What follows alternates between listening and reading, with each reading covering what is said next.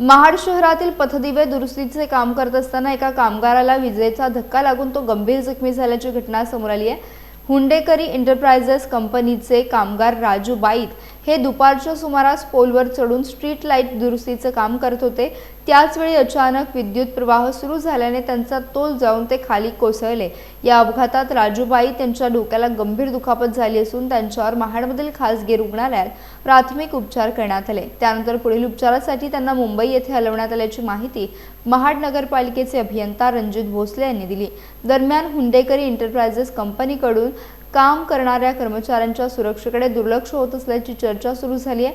विद्युत अभियंता आणि संबंधित ठेकेदारांकडून सुरक्षेच्या उपाययोजनांमध्ये हलगर्जीपणा होत असल्याने कामगारांच्या जीविताला धोका असल्याचा प्रश्न ऐरणीवर आल्याचं बोललं जात आहे। महाड नगर परिषद काल नगर परिषदेकडील ठेकेदार श्री हुंडेकरी एंटरप्राइजेस यांच्याकडील कर्मचारी